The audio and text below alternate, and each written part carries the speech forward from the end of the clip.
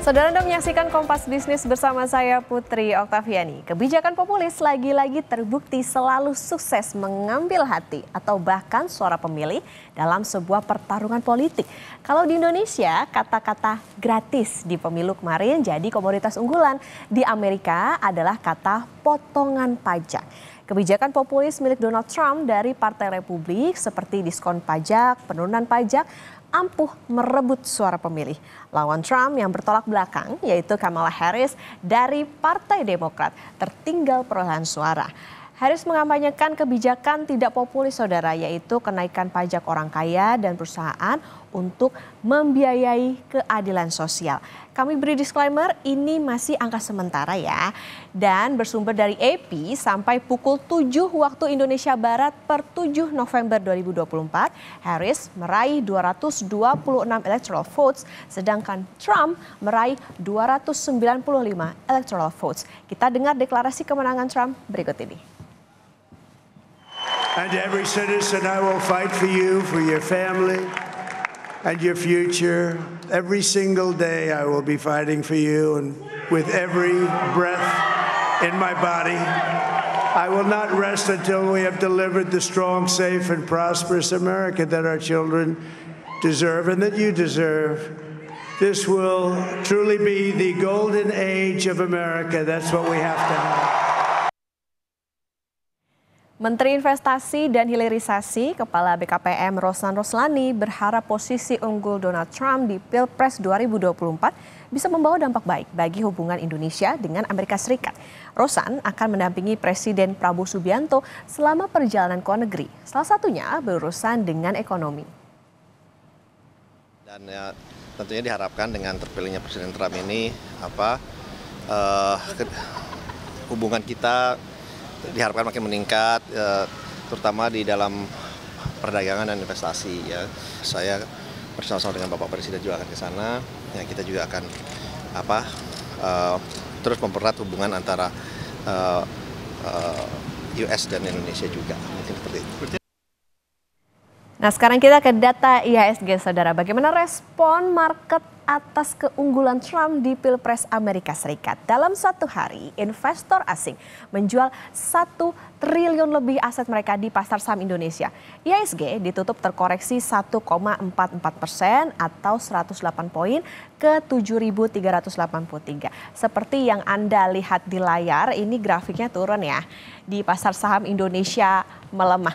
Berbeda dengan IHSG, saudara, Wall Street justru berpesta pora. Dow Jones melonjak 3,5%, indeks S&P 500 naik 2,5% dan bursa teknologi Amerika Serikat Nasdaq hampir naik 3%.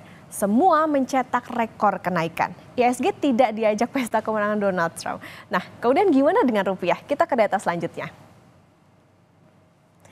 Ketika ada dana asing dalam jumlah besar yang keluar dari bursa dalam satu hari, indikator yang paling pertama dilihat memang rupiah. Nah, dolar juga ikut berpesta atas kemenangan Trump. Dari grafis ini, saudara, tergambar bahwa rupiah mendekati level 16.000 per dolar. Nah, ini semoga tidak sampai tembus 16.000 ya. Tetapi rupiah ini nggak sendiri. Karena kemenangan Donald Trump membuat dolar menguat terhadap mayoritas mata uang dunia. Indeks dolar atau DXY sampai pukul 6 waktu Indonesia Barat berada di titik 105. Grafiknya naik seiring penambahan suara elektoral Donald Trump. Indonesia masih berharap ada dampak positif jika Trump benar-benar menang. Tetapi di satu sisi, saudara, ekonomi Indonesia juga harus tetap waspada. Trump ini hobinya proteksi dagang, getok tarif barang Tiongkok lebih mahal. Nah, ujung-ujungnya Indonesia nih juga kena dampak. Apa sih visi dan resiko saat Donald Trump menang? Kita ke data berikutnya. Nah, ini dia nih. Apa visi Donald Trump ketika menjadi Presiden Amerika Serikat? Yang paling terkenal adalah ini, Tax Cut and Job Act. Di tahun 2016, Nah, saat itu Trump juga memangkas pajak korporasi dari 35% menjadi 21%. Ada potensi Trump kembali melakukan pemotongan pajak tambahan untuk merangsang investasi, bisnis, dan daya beli masyarakat Amerika Serikat yang sedang terpuruk. Di kemenangan hampir 8 tahun yang lalu, Make America Great Again, America First adalah moto Trump. Arahnya proteksionisme dagang. Trump mau melindungi industri dalam negeri Amerika dan menekan defisit perdagangan, terutama dari negara pesaingnya yaitu Tiongkok. Nah, bisa jadi barang asal Tiongkok akan kena getok lagi dengan tarif yang lebih mahal. Trump juga dikenal dengan pro bunga rendah. Ini dia saudara, untuk memantik daya beli dan juga ekonomi Amerika Serikat. Tetapi dari semua kebijakan ini ada resiko yang besar yang menghadang, yaitu inflasi. Tarif impor menyebabkan kenaikan harga di level konsumen yang lebih tinggi. Diskon pajak juga berpotensi menyebabkan pemerintah Trump akan menderita defisit anggaran. Kalau pakai data Moody's Analytics, defisit anggaran bisa sampai 7,5 triliun dolar Amerika Serikat. Ini beresiko juga pada shutdown perkantoran pemerintah karena nggak ada dana. Trump menang, genderang perang dagang dengan Tiongkok ditabuh. Kita ke data selanjutnya. Apakah dunia akan mengalami masa-masa sebelum 4 tahun lalu? Nah, Trump kerap berseteru dengan Presiden Tiongkok, yaitu ini dia, Xi Jinping. Trump mau kesepakatan perdagangan bilateral dan pengaturan multilateral skala besar yang cocok dengan Amerika. Amerika memang terbuka untuk bisnis, tetapi dengan aturan main yang dibuat oleh Amerika sendiri. Nah, Trump bilang di tahun 2017 ya, di APEC 2017, Trump bilang WTO tidak akan berfungsi dengan baik selama anggotanya tidak menghormati aturan-aturan yang dibuat. Dia juga mengeluhkan ketimpangan dagang. Amerika merasa menderita sendirian dengan menurunkan tarif barang masuk, sedangkan negara lain tidak melakukan hal yang sama. Indo-Pasifik menjadi cara pandang Trump dalam geopolitik Amerika di Asia.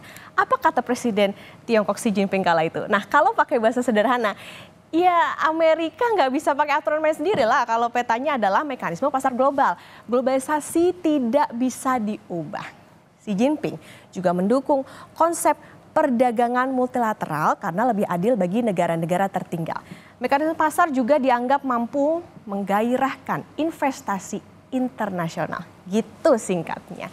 Meski kalau dibedah saudara, banyak banget ya kebijakan ekonomi yang perlu dimitigasi oleh Indonesia atas risiko dampaknya.